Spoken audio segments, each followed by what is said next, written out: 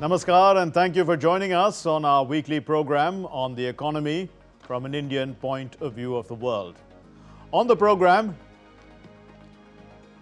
the RBI says India will sustain a 6.5% GDP growth in FY26, remaining the world's fastest growing large economy. Sam Altman says that AI will help everything from medicine to supply chain management beginning 2026. Ukraine's Operation Spider's Web gives drone industry a big boost. UAVs are changing battlefield strategy. Lee Jae-myung, South Korea's new president, faces economic headwinds amid US tariffs.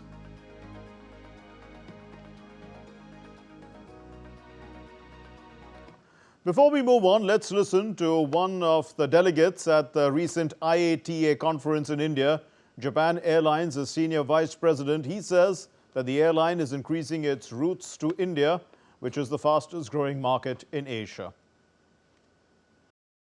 As the fastest growing market in Asia for Japan Airlines as well, we have daily flights here to Delhi as well as daily flights to Bangalore, and we see this as our growth area for not just for Japan and India, but for North America to India as well. But as you say, globally, the power of the Indian economy and the Indian market is only going to be much, much bigger as we move forward. So indeed, it's not only the fastest growing market in Asia, India is the fastest growing large economy of the world. And RBI continues to say so. The RBI, the Reserve Bank of India, has projected the GDP growth for FY26 to be around 6.5%. And that is because we have already a diversified economy. There are structural reforms that are in place. All these are supporting steady growth. India there's confidence, which is basically there to sustain the economic momentum.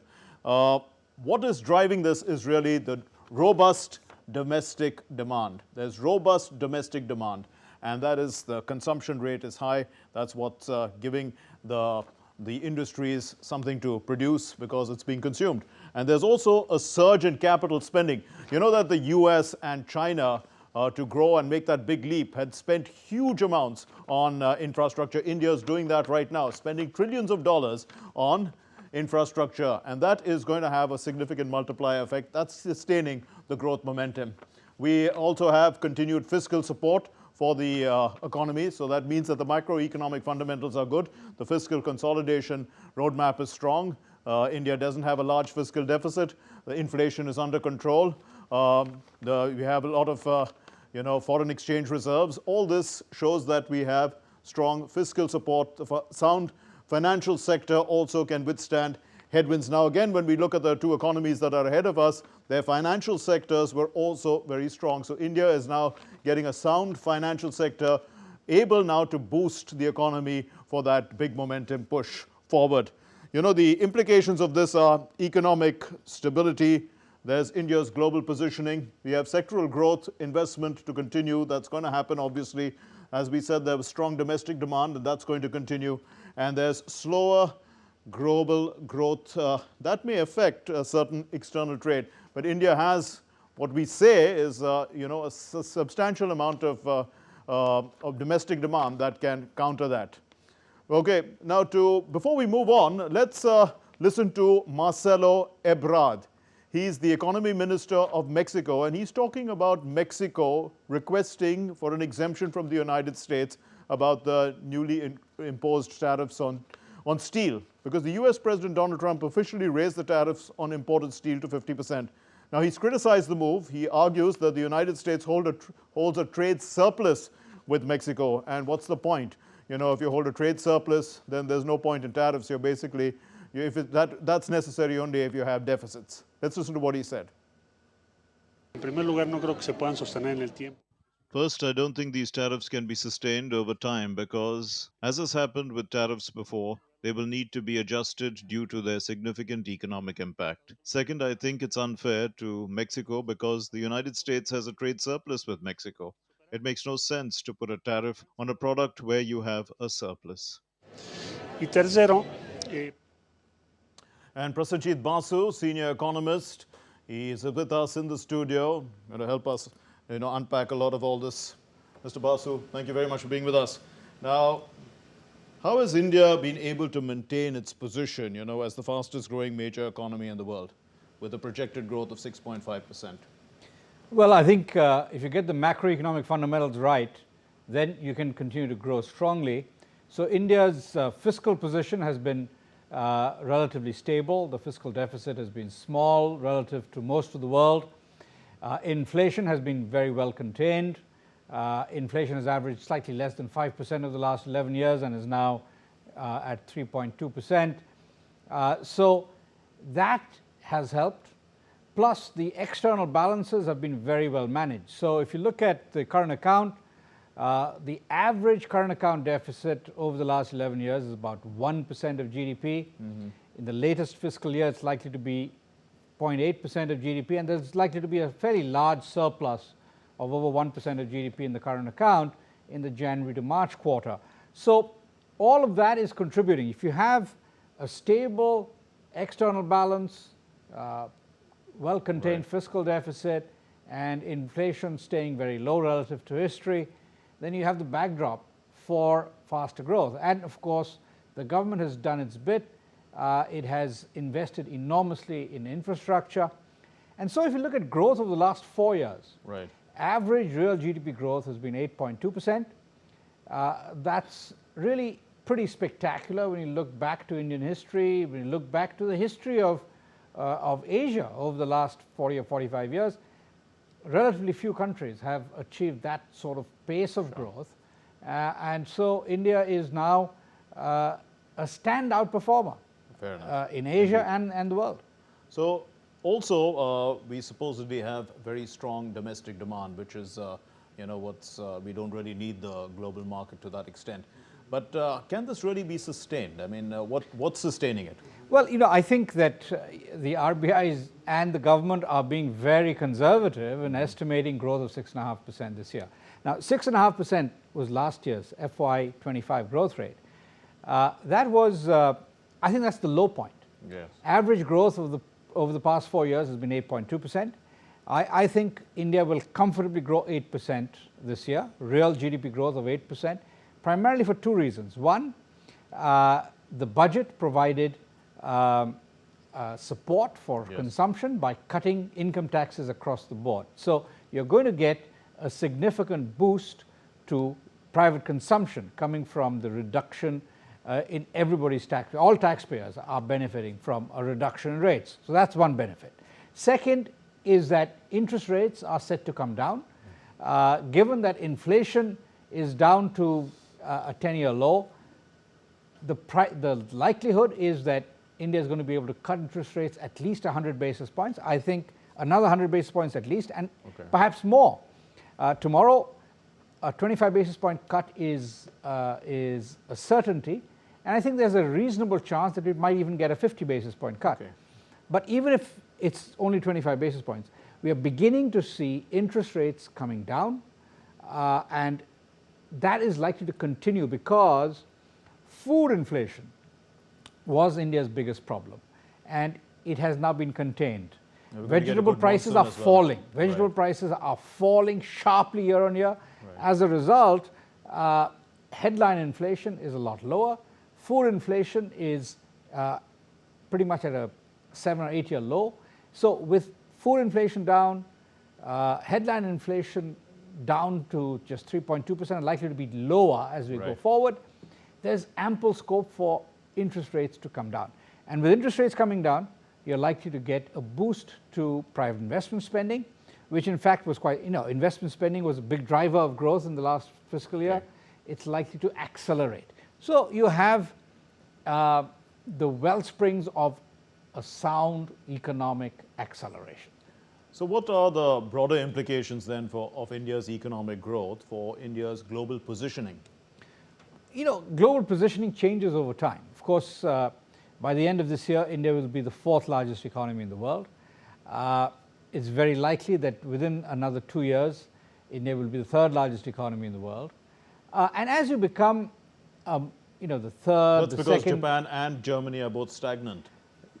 Yes, I mean, Germany hasn't grown for the last 2 years and it's unlikely to grow much this year. So that basically, the goalpost that we're competing with is not moving very much. So that helps. And if you're shooting well at the goalpost, then you're going to do well. Now, India, of course, has outperformed expectations. Growth of 8.2% in real terms is quite spectacular. Now we have a relatively weak US dollar as well.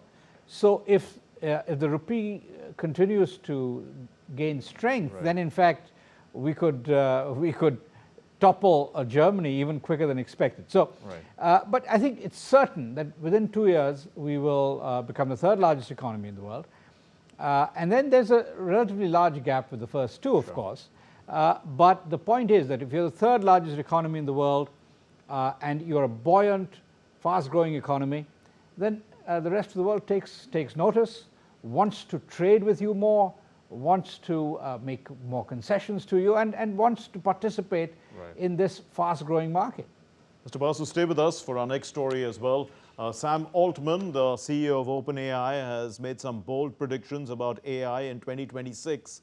Now, he believes that AI will reach a major breakthrough to start solving complex business problems, allowing companies to use AI models to tackle critical challenges that human teams alone might struggle with. Let's look at what's possible.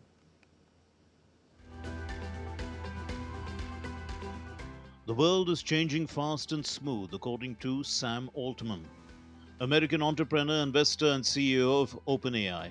He says by next year, AI systems will not only be capable of automating business processes and developing new products and services, they will also be able to solve complex problems that human teams struggle with. He was speaking at Snowflake Summit in San Francisco on June 2. And the models will be able to go figure out things that teams of people on their own can't do. And the companies that have gotten experience with these models are well positioned for a world where they can say, okay, AI system, whatever, go redo my most critical project, and here's a ton of compute. Think really hard, just figure out the answer.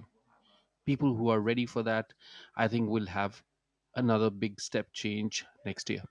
Altman predicts AI will transform multiple industries, particularly in problem solving, automation, and knowledge discovery. It will optimize chip design, automate customer service and sales, reconfigure marketing, and solve complex business challenges. AI driven research will advance medicine, material science, and physics, while AI generated content will streamline design, media, and marketing. These innovations stem from artificial general intelligence. And whether you declare the AGI victory in 24 or 26 or 28, and whether you declare the superintelligence in victory in 28 or 30 or 32, are very less important than this one long, beautiful, shockingly smooth exponential. All of that said, to me, a system that can either autonomously discover new science or be such an incredible tool to people that our rate of scientific discovery in the world like quadruples or something that would satisfy any test I could imagine for an AGI.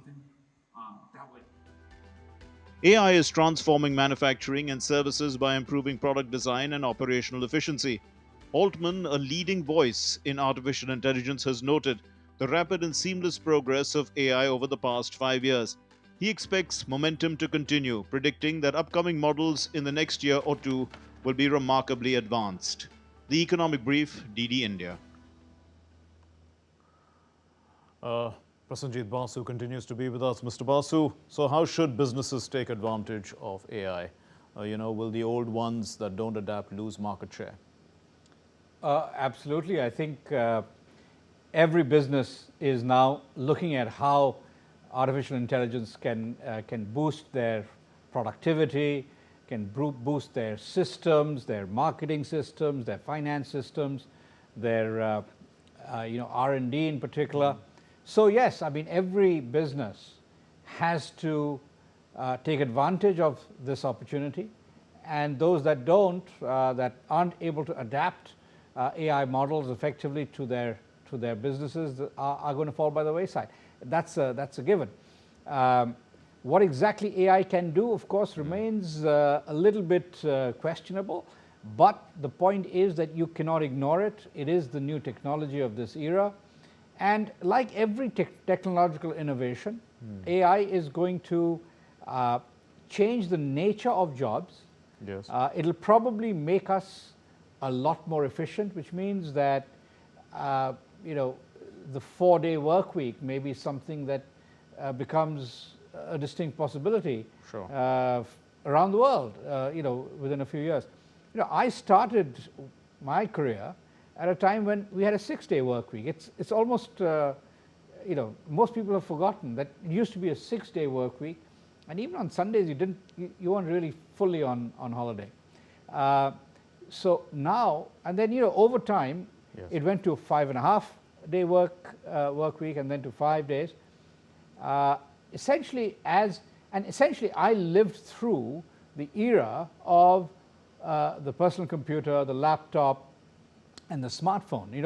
Those were Yes. the major innovations of the last 30 or 40 years. Okay.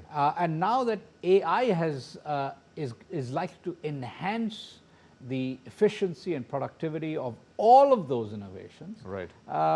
it of course will make us much more efficient as a civilization. True. Efficiency is going to definitely improve, but some fear that there may be regulation required. But you were talking about jobs getting more efficient. The job of the regulator too. I mean, if they use AI, AI could be the regulator as well, in a sense. So I mean, at the end of the day, we really don't know. I mean, it's going to be AI versus AI at the end. Yes, I mean, I think the challenge is that artificial intelligence may get ahead of human intelligence, and it may become impossible for humans to regulate the rapidity with which AI delivers solutions and delivers, you know, changes to genes, DNA, all kinds of things that that transform human life, transform animal life on Earth, and so on. So, yeah, I mean, a lot of ethical issues begin to be raised, and some of those ethical issues will need regulatory solutions. And So, I mean, let me ask you a philosophical question here, because those who are relying on AI believe that they have an advantage.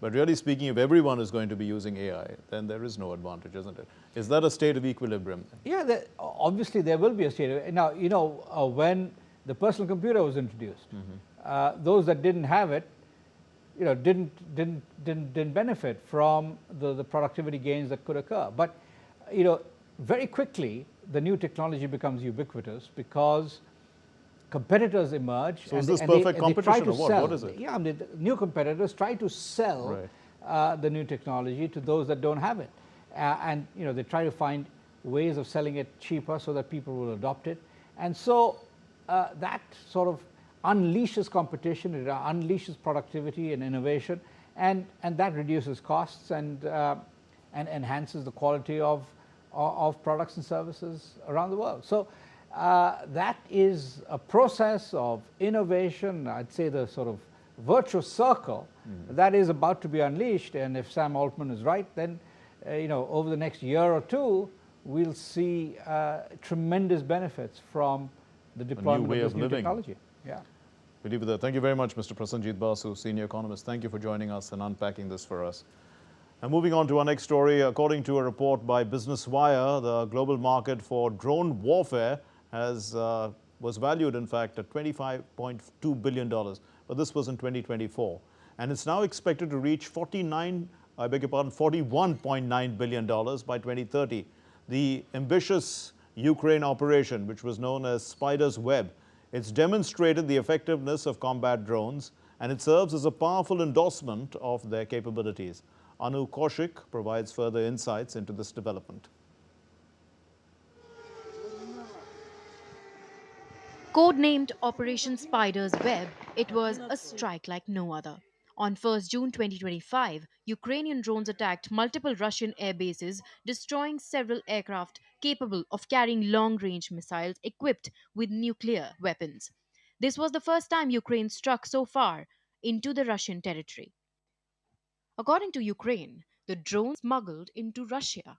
hidden in small wooden cabins inside trucks. The drones, which were launched remotely, hit their targets once the trucks reached their locations. Ukraine says that it damaged Russian assets worth $7 billion. According to a Reuters report, the kind of drone Ukraine used can cost as less as $500. The strikes are likely to boost the already growing combat drone industry. I mean, this has been a threat vector to air forces on their bases. So, short ranged, large scale use of short ranged UAVs from shipping containers, essentially, has been something that's been talked about as a threat in defense circles for many years now. This is the first time we've seen it used kinetically and in pretty spectacular fashion. The simple fact is that a lot of Western air forces as well would be deeply vulnerable to a similar attack. According to Business Wire, the global market for drone warfare was valued at $25.2 billion in 2024 and is projected to reach $41.9 billion by 2030. Military drones have several benefits. First and foremost is affordability. They also require relatively less fuel, maintenance, and personnel. They can strike enemy targets with minimal human involvement. Armed drones can carry out precise strikes with minimal collateral damage. Equipped with high resolution camera, they can carry out surveillance and reconnaissance. Given their relatively small size and remote control, drones can fly evasively and at varying speeds, making them harder to detect. Defense firms across the globe have ramped up drone production.